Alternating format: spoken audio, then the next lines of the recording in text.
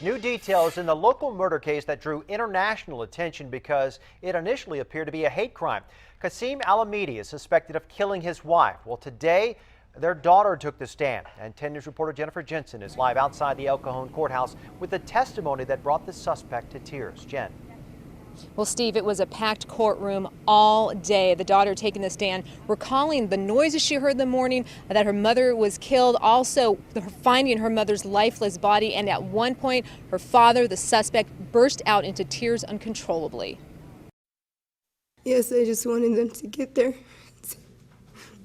and save my mom. It was an emotional day on the stand for the daughter of a man accused of killing this woman, Kassim Alhimidi. The judge ordered us not to show you the daughter's face in the courtroom as she fears for her safety, but you can see Fatima on the stand in the black sweater and purple headscarf. I heard the ambulance from across the street, and I put my mom down and I ran to the street. I'm like, please just come in and get her. The emotions from her mother's murder so raw that Fatima couldn't even look at her father, 48-year-old Kassim Alhimidi, to identify him in the courtroom. Can you indicate for us just approximately where he's seated and what he's wearing?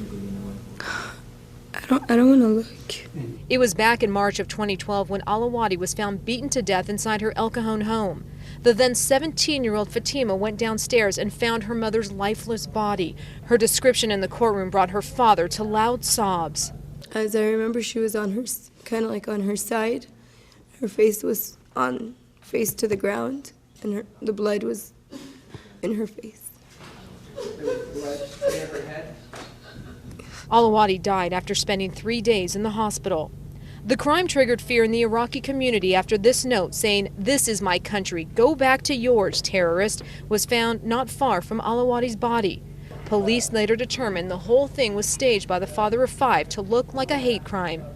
Alhimidi told 10 News in a jailhouse interview that he would never hurt his wife, much less brutally beat her to death. He's now charged with first-degree murder for the death of his wife.